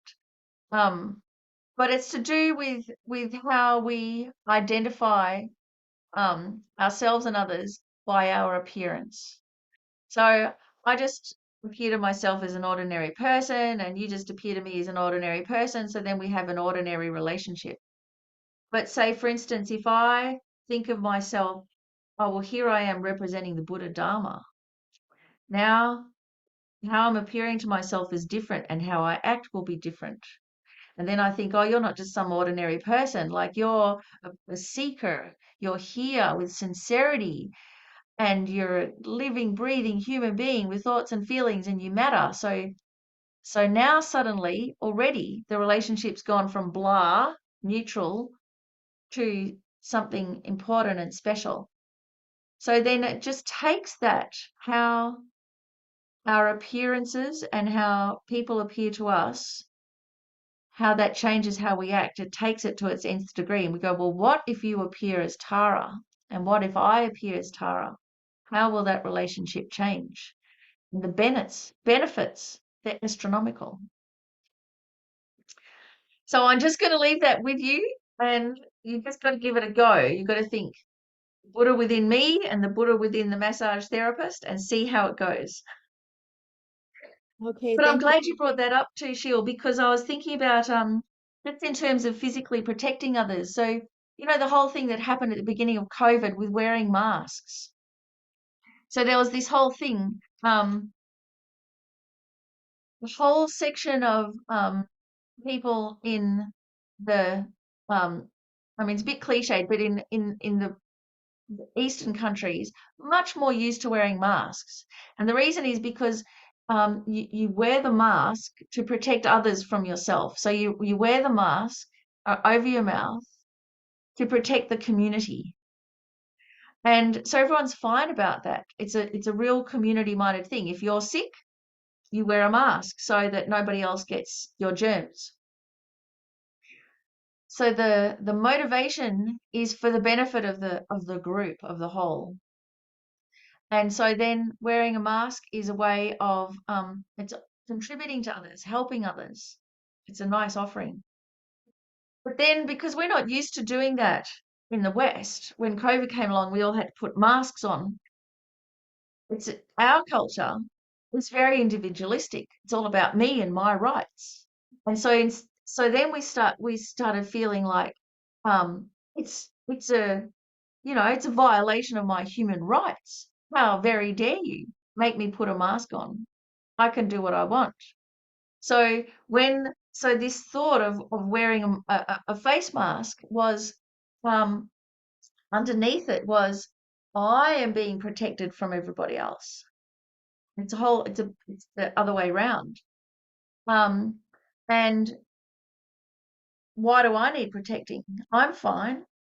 I've got my right to be out in the world as I want to be. I'm not going to be muzzled like a dog. So all of this, but because it's when we have an individualistic culture, we look at things in the other way, the opposite way. So again, just going out into the world, whether we have a mask on or not, there's the appearance, but how we experience it can be polar opposites. So there's one kind of exception to this in the West. You know, when we see photos, or maybe you've been in surgery and all of the surgeons, everyone's wearing masks. So for that, it's no one says, oh, the doctor, they've got a right to, that surgeon has a right to not wear a mask. Don't, whatever is human rights. And they don't say, oh, the surgeon has got a mask on like a dog. There's the understanding the surgeon is protecting patient. So we do have this little bit of wisdom there in our culture where we can see it and accept it. But then when it comes to just normal general behavior, just the way that our culture's norms are affects everything, doesn't it? So then we have one whole society that's up in arms about it, and the other whole society that's totally chilled and relaxed about it. And why? Because of the culture. And so much of what we do and how we are in the world is just determined by that, just by our circumstances. Very rarely do we bring our awareness to it, our intention to it. So in terms of just general behaviors, how our behavior then defines us, how we define our culture. So we've got all the obvious destructive behaviors. So what do we have? All the addictive behaviors, online gaming and gambling. Australia has the highest incidence of online gambling in the world. We've got the biggest use of poker machines in the world. It's horrendous. It's just rife. And since COVID, it just ramped up. Then, of course, we've got just the addiction, the addiction of surfing the net and social media. But the online gaming is just ripping just our community to shreds. We've got other destructive behaviors like overeating, oversleeping, compulsive sexual activity. So that's the overdoing things. There's the double whammy of substance abuse or dependency. So not only do we have the emotional habit, the mental thing that's going on, but then it is compounded by it becoming a physical addiction. So it is easier to overcome the physical addiction than it is to overcome the habit of addiction. So I know this because when I gave up smoking, I just started getting addicted to all sorts of other things, other behaviors, shopping, all sorts of stuff. Instead of it just being contained in one addiction, it went to everything. Addictive behavior exploded. So compulsive shopping, gambling, hoarding, compulsive anything, email checking, hand washing, checking the tap, checking the door.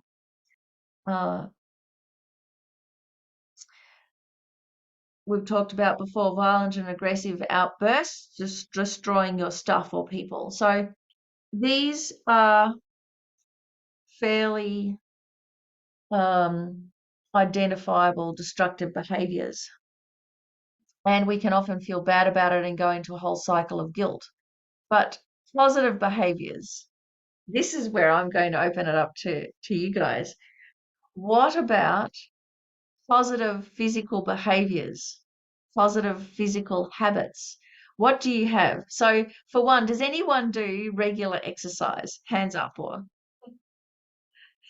anybody? Oh yes, 1, 2, 3, 4. Oh, that's good. Excellent.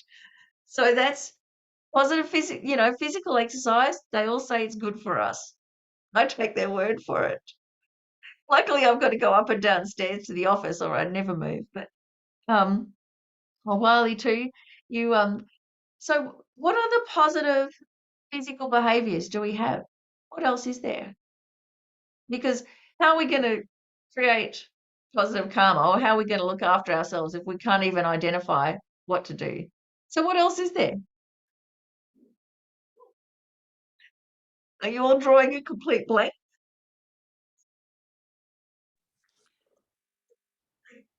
Good nutrition, Carol. Yes, yes. Excellent. Yep. Sunny. I'm trying to solidify the habit of calling my dad like a couple of times a week. He's very elderly and he really counts on it. He really, Yeah, so that's great. So checking on our elderly relatives, our parents, checking on our neighbors, just physically looking out for them. It seems like it's a nothing thing, but it is, as this takes a moment to realize, it's a life and death thing, isn't it? And so many people are terrified of having a fall. So if they know that they're going to be checked on each day, the distress if they have a fall is far less.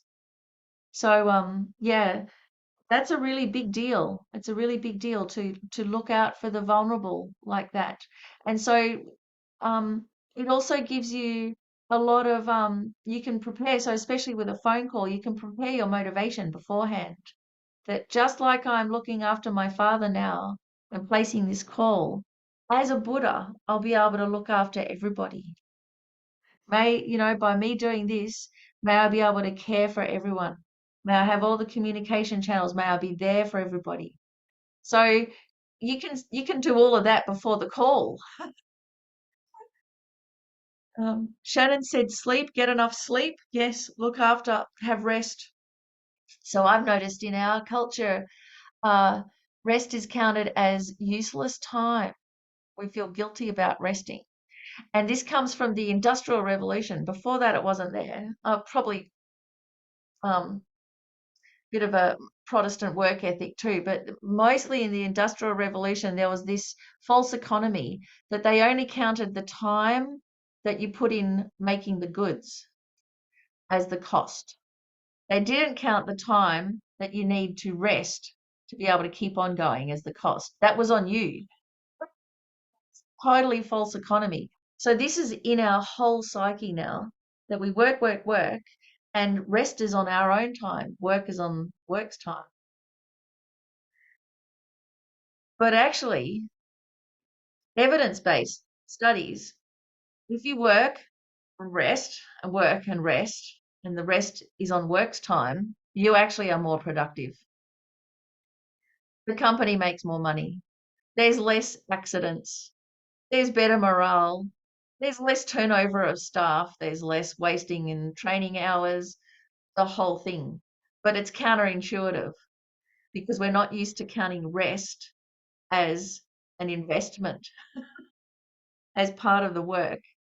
So I'm just saying that I'm probably just preaching to myself at the moment because this is something that I battle with. I always feel guilty about resting, but I am resting a lot of the time. But I feel bad about it instead of thinking this is part of a recovery phase. It's part of the work. And it's not a useless activity because resting and sleep is where we process things. So we are working. We're just working in a different way. And what Buddhists do is they meditate. That's the rest. That's when they're relaxing, where they're processing, where they're going through in a nice frame of mind. But that hasn't necessarily come over into the West. We tend to get very uptight when we're meditating. And we have to be able to be well rested also to be able to do the analysis meditation, the analysis of reality. That takes huge concerted effort. And so rest is part of the preparation. So I'm glad, Shannon, thank you for putting sleep because that's a big deal. So let's have a look. Oh, just a little bit of time left. I've got a whole nother slide to go. So some positive things that we can do to help us for longevity of sustaining our health. Take a relaxing bath, go for a walk, go swimming, go dancing. So activities that are enjoyable, beneficial, they won't harm us. Often taking up a hobby. So a hobby, again, it seems inconsequential, but there's so much more that's going on because you actually get to relax, you get to socialize, you might make something useful as well. You create community harmony, um, gardening, woodwork, cooking. There's so many in the Housing Commission flats where they have a community garden, and that's what creates harmony in the whole of the complex. Because you have all these different cultures, and instead of mixing with friction, they're mixing over growing vegetables or cooking delicious food and then eating together. So it might appear as it's just cooking or just gardening, but what's happening is social harmony.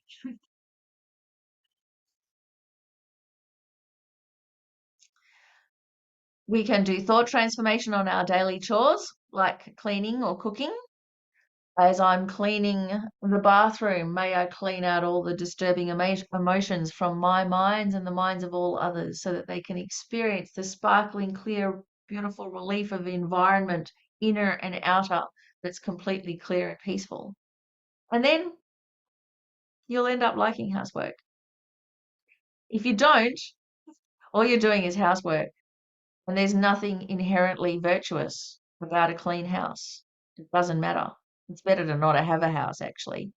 So if you're going to do housework, you've got to make it useful, not just for the external. The external is a method for cleaning our mind.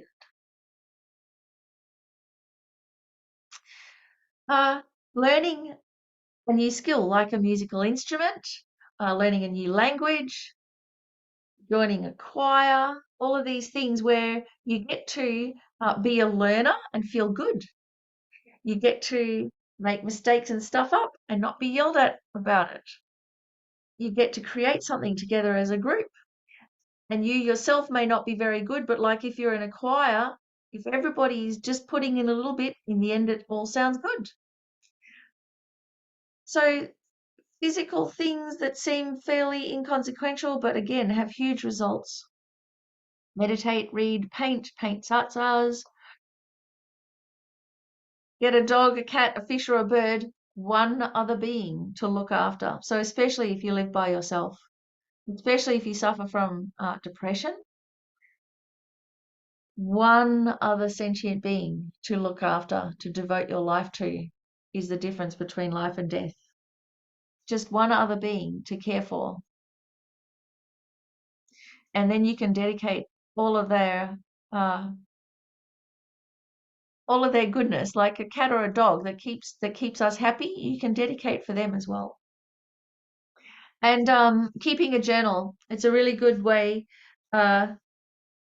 especially if we're not used to meditating and doing the analysis and disciplining our mind. It's much easier to write it down than to think it through.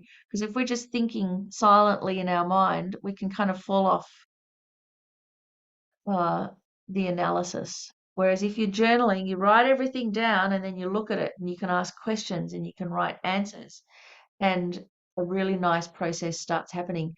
So particularly for beginners, I would say when you do a meditation, do some journaling first and then do the analysis, the meditation, and it'll be much, much easier to do. So they're just some ways. And coming back to the sleep thing again, and siestas, how we talked about right at the beginning of the class. So instead of me battling against going to bed too late, it's just like I'm just always that's just my body clock. So what I've found, a couple of years I never got to have siestas and I was just so tired and things didn't go so well. The times where I can have a siesta each day, what ends up happening is I do like a split shift. I do the morning, I bleem out and do exactly 0 all afternoon, and then I do the evening. And so actually what happens is I get 2 days in one. And I get to just bludge around and so I feel like I've been cheating. It's really easy, but actually way more productive than just pushing on through. So you can work with yourself. There can be a way. Now in the last 5 minutes, I wanted to share this thing then, just how we we underestimate our physical presence in the world because we represent. You know how they go, yo, represent. So we do in so many ways. In one way, our body, who we think is us, it just represents us, but it isn't us. That's one way. The other way is when we're out in the world, we represent so much more than just us. So let's look at the first one, you know, our I don't know, the easy one. So when we go out in the world, we just think, oh, it's just me, I'm just out in the world. But actually, if you're a woman and you're out in the world, you are representing all women. This is there, you know, in our cliches where people go, oh, women drivers. So that's one woman driving, but being related to as representing all women drivers. If we're visiting some other country, I'm just not me. I'm representing Australia. What I do in another country, people are going to think, oh, Australians are like that. Whether I'm aware of it or not. And if you're a parent, if you're a mother or a father, to your children, you represent all parents. How your mother was to you is how you think mothers are. How your father was to you is you think how fathers are for years. So you represent entire sections of humanity. When I go to the supermarket to go shopping, so for years I'd just be putting on soy milk, sweets and biscuits, and bananas because I'm doing the puja shopping. The checkout ladies are like looking at me going, oh my God, this lady's got the worst diet. Then they found out that I'm doing the shopping for the Buddhist center. And so from that moment on, every time that I'm in that supermarket, I'm representing all Buddhists to them. I'm not just representing me. And so there's no way I can be crotchety. I can't have a bad day. I can't get impatient at the checkout because whatever I do, it represents not just Lungri Tangpa Center. They don't know about Lungri Tangpa Center. It represents all Buddhism. It's a really big deal, whether I'm aware of it or not. People are making their distinctions. So this, while initially it can be a bit freaky to realize the responsibility that we have, it also gives us enormous power. Because now when I go out, I'm thinking I'm not just representing me, I'm representing all women. So I can do something good for all women. You know, what we do has a huge effect. And this is a power that we've got to harness. We've got to use it. I can go out and I can be a white person and I can represent white people, and that can make a difference. That can go towards healing and harmony. When you go out and you can be an old person or you can be a young person, you know, you can be someone from South Brisbane or North Brisbane. It all makes a huge difference if we bring awareness to it.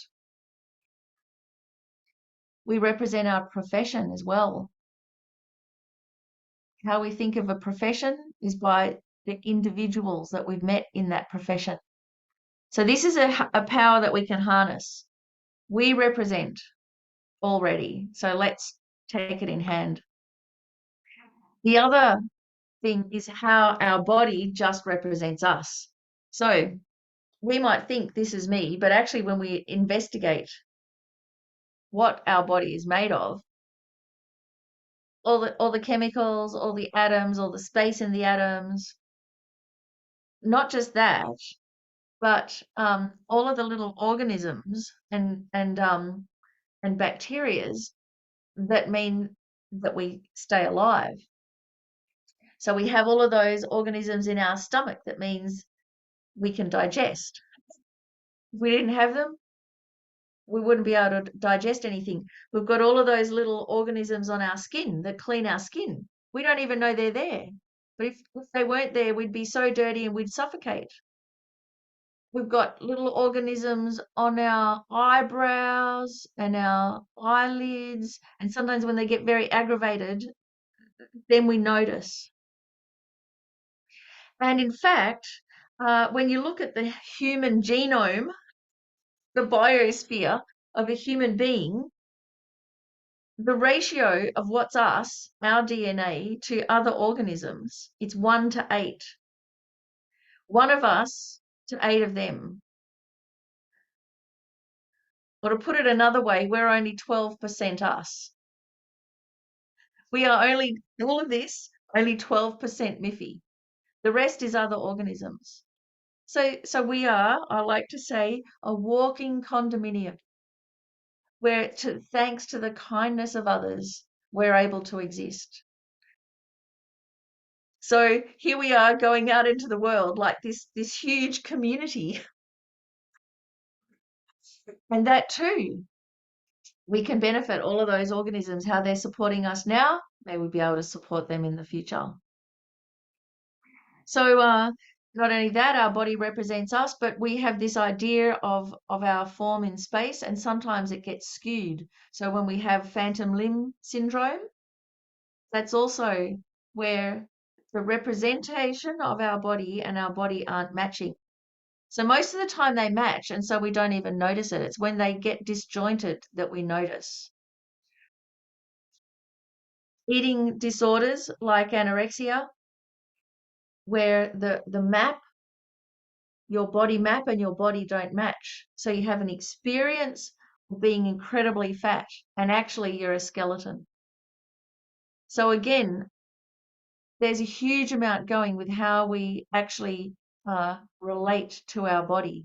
And it's neurologically, emotionally, habits. There's a huge amount in there. And so if we're aware of that, we can bring our attention and our awareness to it and make sure that we have a map of our body of who we are that's going to be beneficial. So instead of thinking, oh, fat, old, ugly, which is like the whole cliche that we can fall into, we can think, what can I do with this body? What is the potential of a human being? How can I be in the world? And that's really liberating. So got a little bit over time. I just have a little slide about this just to kind of solidify it. Yo, represent. The Buddha's mudra right there on his t-shirt. So we're not just our body, and we are much more than our body. Both things. And this gives us so much room to move. Our body represents us. It should be 12%. We're only 12% us. We are consciousness and collaboration. It's a way of thinking about it. We get into trouble with body dysmorphia. We also represent others, entire sections of society. And so to recognize our power, just like with anything, use it or lose it. And here we have this precious, amazing human body. And what we can do with it is extraordinary. We can go to the moon. We can do, heart surgery. We can invent computers. We can do all of these things. And we can also become a Buddha on the basis of this body. And what a Buddha could do for all of sentient beings is extraordinary. So at least recognize our potential. So let me just see. I think we're just about out of time. So let's dedicate our merits, and we can think we already have the result of our merits with this body, this human life. And what we do physically is the easiest thing to control. So we can dedicate, may we be able to control all of our actions so that we only benefit and we never harm. That's the minimum we can do in the world. And we can then become like a safety house zone Everybody will feel safe around us no matter what. Whether we're awake, we're asleep, whether we're delirious, we're going to always be safe to be around. And then from this basis, then we can dedicate to determine that then we can work on our speech, our internal conversations, and our mind from this really positive basis. And then that way we can develop all the way up to our own liberation and becoming a Buddha to liberate all sentient beings. That way it's possible. So thank you so much, everybody, for coming along. I've really enjoyed our time together, and thank you for trying to get a word in edgeways. That's very good of you all, and I hope it sparked a lot of conversations and thoughts. Enjoy the reflection sheets, and I hope to see you again very soon. Thank you, Miffi. Yeah. Thank you. It was wonderful. Thank you. Miffi, sorry, I've left a message in the chat. Can you just kindly take a look and just let me know if Yep, I think so. So Sunny's working out all of the appointments. okay. I'm just looking at the time. I'm not sure of the time, but I've got an appointment in 25 minutes. Okay, that could potentially be me, right? Yeah. Right. Yes. Okay. Okay, I just wanted to make sure that you had it, I have it, because it's a Yep. different link. Yep, that's right. I haven't forgotten you. It's okay, Sheila. All right, thank you. Jill, you have the right link? Yeah, Yes, I think you. Okay, fine. It's a different link than this one. correct. Yes. Okay, great. Thank Thank you. And everybody, please enjoy your time and stay safe and see you all again. Hey. Bye. Thank you, Sunny.